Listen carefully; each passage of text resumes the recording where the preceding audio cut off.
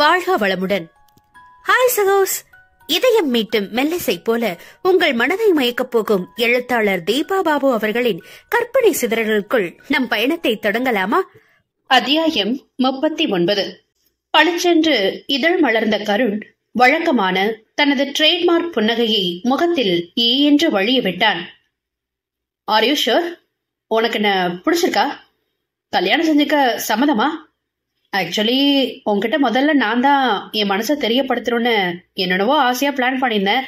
கடைசியா என் அம்மாவோட தலைமையில குடும்பத்துல நடந்த கூட்டு சதியால எல்லாத்துலயும் அவங்க முந்திக்கிட்டாங்க என்றான் சோகமாக. அவனுடைய சலசல பேச்சை அருந்ததி ஆர்வமாக கவனித்திருக்க தன் புலம்பலை முடித்தவன் அவளின் ஆவல் கண்டு கேலியாக உதடுகளை வளைத்து புருவங்களை உயர்த்தினான். சட்டென்று இமைகள் படபடக்க பார்வையை தாழ்த்தியவளை நெருங்கி இன்னும் அவள் இதய துடிப்பை எகிர வைத்தவன், அருந்ததி என கிசுகிசுப்பாக அழைத்தான். அவனிடம் விழிகளை உயர்த்த முடியாமல் தடுமாறியவள் தொண்டையில் அடைத்த எச்சிலை கூட்டி விழுங்கி என்று முனகினாள். நான் உன்னோட பேசி பழகி உன்னை பத்தி நிறைய தெரிஞ்சுக்கணும்னு ஆசைப்படுறேன். அப்பப்போ நேர்ல வந்து சந்திக்கலாமா? உனக்கோட பிரச்சனை இல்லையே, எதுனாலும் வெளிப்படையா சொல்லிடு. தன் கையில் இருந்த பூத்தண்டுகளை இறுக்கியவள் பின் நிமிர்ந்து மறுப்பாக தலையசைத்தாள். Hey, thank you, so sweet you are என்று குதூகலித்த கருண் உற்சாகத்துடன் அவளின் கண்ணம் கிள்ள அவளோ சட்டென்று பீதியுடன் மிரண்டு 2 அடி பின்னே வைத்தாள். அருந்ததியின் முகம் பதற்றத்தில் சூடேறி சிவக்கவும் தான் அவள் நிலை உணர்ந்தவன் வேகமாக அதற்கேற்ப பேச்சை மாற்றினான். ஓ சாரி, ஸ்ரீகுட்டிக்கிட்ட செய்யறது மாதிரி சட்டன் வந்துருச்சு என்று அவசரமாக அவளிடம் மன்னிப்பு வேண்டினான். அவன் வீட்டில் இருக்கும் குழந்தையோடு தன் செய்கையை கருண் ஒப்பிட்டு பேசவும் அவனுடைய மனதில் எந்த விகல்பமும் இல்லை என லேசாக நிம்மதியடைந்தவள் அவனிடம் மெல்ல தயங்கி லேசான முறுவல் ஒன்றை வெளிப்படுத்தினாள். It's okay, just leave it என்கிற அலட்சிய வார்த்தைகள் எதுவும் அவள் வாயில் இருந்து வராததால் இது போன்ற செயல்களை அருந்ததி விரும்பவில்லை என்பதை புரிந்து கொண்டவன் இனி இவ்விஷயத்தில் கவனமாக நடந்து கொள்ள வேண்டும் என்று முடிவு செய்தான். முதல் நாள் சிந்துஜாவும் இதை பற்றி அவரிடம் சற்று மனம் விட்டு பேசியிருந்தாள். அருந்ததி அவள் கடந்த காலத்தில் சந்தித்த வேதனைகள் எல்லாம் குறிப்பிட்டு இதுபோன்ற சூழ்நிலையில் வளர்ந்து வந்த பெண் நிச்சயம் காதல், சின்ன சின்ன தீண்டல் போன்ற விஷயத்தில் கொஞ்சம் முரண்பாடாகத்தான் நடந்து கொள்வாள். உன்னோடு பேச வேண்டும், பழக வேண்டும் என்ற ஆசை கொள்பவள் உன்னுடைய நெருக்கத்தை விரும்ப மாட்டாள். சோ அவளுக்கு ஏற்றவாறு புரிந்து நடந்து கொள். வழக்கமாக உன்னுடைய வேகத்தையும் குறும்பையும் அவளிடம் காட்டிவிடாதே. முதலில் உன்னுடன் அவள் இயல்பாக நேருக்கு நேர் சந்தித்து உரையாடும் அளவிற்கு கொண்டு வா. பிறகு திருமணம் முடிந்து நம் வீட்டிற்கு வந்தவுடன் தன்யா மூலம் நட்பாக உரையாட வைத்து கொஞ்சம் கொஞ்சமாக அவளை குடும்ப வாழ்விற்கு பழக்கலாம். புரிகிறதா என பலமுறை அவனை எச்சரித்துதான் வைத்தாள். இருந்தும் தன் அவசர நடவடிக்கையால் அதை கோட்டை விட்டான் கருண். ஆமா, இவ்ளோ ஃப்ளவர்ஸ் எதுக்காக பறிச்ச? அப்பா அம்மா படத்துக்கு மாலையா தொடுத்து போடணும் என்றபடி வீட்டை நோக்கி நடக்க ஆரம்பித்தாள். ஓ, நீ ஹாஸ்டல்ல தானே இருந்த, எப்படி பூக்கட்டெல்லாம் கத்துக்கிட்ட? இங்க வந்த புதுசுல பரிமள பாட்டி தான் இந்த மாதிரி சின்ன சின்ன வேலைகள்லாம் கத்து தந்தாங்க என்றவள் சற்றே தயங்கி நின்று வாடிய முகத்துடன் அவனிடம் விழிகளை உயர்த்தினாள். புருவம் சுருக்கியவள், என்னம்மா என்றான் கனிவோடு. வந்து அம்மா என்ன பத்தி எல்லாம் சொன்னாங்களா என்றாள் தலையை கவிழ்த்து கொண்டு.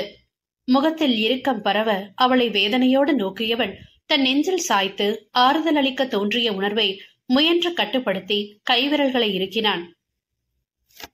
அம்மா உன்கிட்ட அவங்களுடைய கடந்த காலத்தை சொன்னாங்களா என்று இவன் எதிர்கேள்வி கேட்க குழப்பத்துடன் அவன் முகம் பார்த்தவள் ஆமோதிப்பதாக தலையசைத்தாள். என் அம்மாவோட வேதனையை அறிஞ்சு இரத்த கண்ணீர் வடிச்சவங்க நம்ம வீட்டுல உள்ளவங்க, அதுல நானும் தான் அடக்கம். சோ உனக்கு அதை பத்தியெல்லாம் எந்த கவலையும் வேணாம். உலகத்துல உள்ள மத்த பெண்களை போலதான் நீயும். உனக்கு நீயே எதையாவது கற்பனை செஞ்சுக்கிட்டு மறுகாத. உண்மையை சொல்லணும்னா உன்னை எனக்கு பக்கத்துல உட்கார வச்சு என் நெஞ்சில சாச்சிக்கிட்டு உன் தலைய கோதி விட்டுக்கிட்டே தான் இதெல்லாம் சொல்லணும்னு எனக்கு ஆசை. ஆனா என்ன செய்யறது, உனக்கு அது பிடிக்காதே, அதனாலதான் இப்படி சொல்ல வேண்டியதா இருக்கு என பேச்சோடு பேச்சாக தன் மனதையும் அவன் வெளிப்படுத்திவிட இம்முறை பதற்றத்திற்கு மாறாக அவள் உதட்டில் நாண முறுவல் ஒன்று மெலிதாக பூத்தது. தன்னை மீறி சிரிக்கத்தான் செய்கிறாளே தவிர நமக்கு ஏதுவாக ஏதாவது பதில் சொல்கிறாளா பார் என்று லேசாக பெருமூச்செறிந்தான் கருண். உட்காருங்க என சோஃபாவை கை காட்டியவள், நான் அண்ணா கிட்ட நீங்க வந்திருக்கதா சொல்றேன் என்று ரிச்சர்டுடன் அலுவல் அறைக்கு சென்றாள். நான் வரேன்னு சொன்னதும் தான் அண்ணன் உன்னை தோட்டத்துக்கு அனுப்பினதே என்று தனக்குள் சிரித்துக் கொண்டான் அவன். கதவை தட்டிவிட்டு உள்ளே நுழைந்தவள், அண்ணா கருண் வந்திருக்காரு என்றாள் அலைப்பாய்ந்த விழிகளுடன். அது எனக்கு தெரியாதா என்று கண்களில் தெரித்த மின்னலை கட்டுப்படுத்தியவள், ஆமா இப்ப நான் என்ன செய்யறது? இவ பாட்டுக்கு வந்து என்கிட்ட சொல்றா, நான் போறதா இல்ல வேண்டாமா? அவன் இவள்கிட்ட பேச வேண்டியதெல்லாம் பேசி முடிச்சானா இல்லையா என்று குழம்பினான். தன்னிடம் பதிலை எதிர்பார்த்து அருந்ததி நிற்பதை தாமதமாக உணர்ந்தவன் எதற்கும் இருக்கட்டும் என்று, நீ கருணுக்கு காஃபி டீ ஏதாவது குடிக்க கொடுத்தியா? இல்லனா அவனுக்கு விருப்பமானதை கேட்டு கலந்து கொடு, நான் ஒரு 5 மினிட்ஸ்ல வந்துடுறேன் என்று தன் வருகையை சற்று தாமதப்படுத்தி அவளை அனுப்பி வைத்தான் ரிச்சர்ட். வெளியே வந்த அருந்ததி 10 வருடங்களுக்கு முன் ரிச்சர்டும் அவளும் ஒரு திருமண வரவேற்பிற்கு கிளம்பும் பொழுது எடுத்துக்கொண்ட புகைப்படத்தை அவன் பெரிதுபடுத்தி ஹாலில் அலங்காரமாக மாட்டி வைத்திருந்த இடத்திற்கு கீழே நின்று கருண் அதை அண்ணார்ந்து ரசிப்பதை பார்த்து அவனிடம் சென்றாள். நீங்க என்ன சாப்பிடுறீங்க? டீயா இல்ல காஃபியா? அண்ணா ஒரு 5 மினிட்ஸ்ல வந்துடுறாங்களா என்றாள். அவளிடம் திரும்பியவன், ஹே பப்ளி, நீ அது எப்ப எடுத்தது? செம கியூட்டா இருக்க என்றான் ஆர்வமாக. அவனுடைய பப்ளி என்ற அழைப்பில் சற்றே விழித்தவள், 10 இயர்ஸ் முன்னாடி ஒரு ஃபங்க்ஷனுக்கு போறப்போ எடுத்தது. அண்ணா கூட அந்த ட்ரெஸ்ல நான் பாக்குறதுக்கு பார்பி டால் மாதிரி இருக்கதா சொன்னாங்க என்றாள் பெருமையாக. அந்த கண்ணங்கள் மட்டும் இன்னும் மாறாம அப்படியே சப்பி சீக்ஸா இந்த ரைம்ஸ்ல வர்ற பேபி போல புசு புசுன்னு பண்ணு மாதிரி தான் இருக்கு என்று ரசிப்புடன் பெண்ணை நெருங்கினான் கருண். பண்ணு மாதிரியா என மிரண்டு விழித்து அவள் விலகவும் தலையில் அடித்துக் கொண்டு அப்படியே நின்று விட்டான். அதை கண்டவளின் முகம் லேசான தாழ் உணர்வில் கூம்பி விட்டது. அச்சோ கருண், உன்னெல்லாம் வச்சுக்கிட்டு என்னதான் பண்றதோ? அவளுக்கு பிடிக்கலன்னு தெரிஞ்சும் மறுபடியும் ஏன் தான் இப்படி அவசர கொடுக்கையா பக்கத்துல போறியோ தெரியல என்று தனக்குள் புலம்பினான். வாடிய முகத்துடன் கைகளை பிசைந்து கொண்டிருந்தவளை ஏறிட்டவன், I'm sorry bubbly, please please try to understand me. அம்மா கிட்டையும் ஸ்ரீகிட்டையும் எதுக்கு எடுத்தாலும் தொட்டு தொட்டு பேசி உரிமையோட பழகின பழக்கம்ன்றனால சட்டன் மாத்திக்க முடியல. அவங்கள்ட்ட வர்ற அதே நெருக்கம் உன்கிட்டையும் தோன்றதுனால பட்டு பட்டுன்னு தொட்டு பேசுறது போலவே கை நீண்டுருது. இனி கண்டிப்பா அதை தவிர்க்க முயற்சி பண்றேன் என்றான் விழிகளில் தவிப்போடு. ஏற்கனவே அவனை சங்கடத்தில் ஆழ்த்துகிறோமோ என குற்ற உணர்வில் தவித்துக் கொண்டிருந்தவள் அவன் எதிர்பார்த்திருந்த வார்த்தைகளை, அதுதான் பரவாயில்ல இருக்கட்டும் என்று உதிர்த்துவிட்டு சமையல் அறைக்கு விரைந்து சென்றாள். முகத்தில் வெற்றி புன்னகை உதிக்க அருந்ததியை பின்தொடர்ந்து சென்றவன், காஃபியா டீயான்னு கேட்டியே? காஃபியே ஓகே என வாகாக அவள் அருகே சமையல் மேடை மீது சாய்ந்து நின்று கொண்டான். கருணின் அருகாமை பதற்றத்தை தந்தாலும், நாளை திருமணம் செய்து கொள்ளப் போகிறவனை பக்கத்தில் கூட நிற்காதே என்று எப்படி சொல்ல முடியும் என தனக்குள் நியாயவாதியாய் விவாதித்து அமைதி காத்தாள். இதையெல்லாம் மெதுவே பழகிக் கொள்ள வேண்டும். உனக்காக அவர் எவ்வளவு விட்டுக் கொடுத்து பழகுகிறார் என்று தனக்குத்தானே அறிவுறுத்தியும் கொண்டாள் அருந்ததி. தன்னிடம் அவள் நீட்டிய காஃபியை வாங்கி மெதுவே ரசித்து குடித்தவன், ஆஹா, ஓஹோ, பேஷ் பேஷ், நர்ஷோஷ் காப்பியா, ரொம்ப நன்னா இருக்கு என விளம்பர பாணியில் அரைவழி மூடி ஸ்லாகித்து சொல்ல சட்டென்று வாய் மீது கை வைத்து கிளிக்கு சிரித்து விட்டாள் அருந்ததி. ஐயோ, இது ப்ரூ என்றபடி மேலும் நகைத்தாள். என்னது? ஓ மை காட், பல்பு வாங்கிட்டானா என்று அசடு வழிந்தான் கருண். கண்டிப்பா கண்டிப்பா என வேகமாக தலையாட்டியபடி அவள் மீண்டும் சிரிக்க அங்கே பிரசன்னமானான் ரிச்சர்ட். என்னம்மா என்று அவளுடன் விசாரித்தவனிடம் விழிகள் மின்ன இவள் நடந்ததை கூற அசட்டு சிரிப்புடன் அதை பார்த்திருந்தான் கருண்.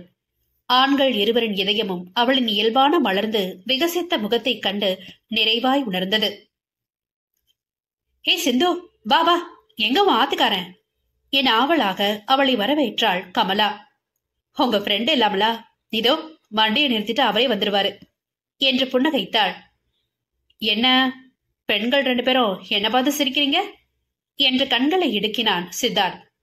ஒன்னும் இல்ல, முதல்ல நான் மட்டும் வீட்டுக்குள்ள நுழையவும் உங்களை காணாம உங்க ஃப்ரெண்டு பரிதவிச்சு போயிட்டாங்க என்று கண் சமிட்டினாள் சிந்துஜா. அவளின் கேலியை கேட்டு ஏய் என அவள் தோளில் தட்டிய கமலா, சரி வந்து உட்காருங்க என பொழுதை பார்வதியும் அக்ஷயாவும் அங்கே வந்து சேர்ந்தனர். அண்ணா எங்க என்றவாறு அக்ஷயாவின் கரத்தில் பூப்பழங்கள் அடங்கிய பையை சிந்து கொடுக்க, ஏன் உங்க அண்ணா இருந்தாதான் வருவீங்களா? எங்களை பார்க்கலாம் உங்களுக்கு தோணாதா என போர்க்கொடி உயர்த்தினாள் அக்ஷயா.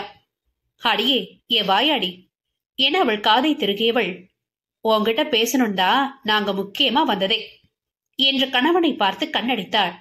சிந்துவின் ரகசிய புன்னகையை கவனித்த அக்ஷயா சிந்துவை ஒரே இழுப்பில் இழுத்து தன் அருகில் அமர வைத்து, அதென்ன எப்ப பாரு என் மாமாவை சிரிச்சோ கண்ணடிச்சோ உங்க கைக்குள்ள போட்டு வச்சுக்கிறீங்க, திஸ் இஸ் நாட் ஃபேர். ஆமா சொல்லிட்டேன் என்று எச்சரித்தாள். அதை கேட்டு மற்றவர்கள் ஆர்ப்பரித்து சிரிக்க, உனக்கடி ஏன் புருஷனை எப்படி வேணாலும் நான் கைக்குள்ள போட்டுக்குவேன், உனக்கும் அப்படிப்பட்ட ஒரு ஆள் வேணும்னா நீயும் கல்யாணம் பண்ணி எங்க முன்னாடி அவனை கைக்குள்ள போட்டுக்கிட்டு எங்களை வேற பேத்து நாங்களா வேண்டான்னு சொல்றோம் என்று சுவாதீனமாக அவள் இதயத்தில் ஒரு வெடிகுண்டை போட்டுவிட்டு அலட்சியமாக தோள்களை குலுக்கினாள் சிந்து. எனக்கா நான் சொல்றது சரிதானே என கமலாவையும் துணை கழித்து கொண்டாள் பெரியவள். அவள்தான் தன்னுடைய ஒரே மகளின் திருமணம் எப்பொழுது எப்பொழுது என்று காத்து கிடப்பவள் ஆயிற்றே. ஆ என வேகமாக சிந்துவோடு கூட்டணி சேர்ந்தாள். நட்புகள் எல்லாரும் நம்ம சேனலை மறக்காம சப்ஸ்கிரைப் பண்ணுங்க, கதையை கேளுங்க, லைக் பண்ணுங்க, கமெண்ட் பண்ணுங்க, பிடிச்சவங்க ஷேர் பண்ணுங்க. நன்றி.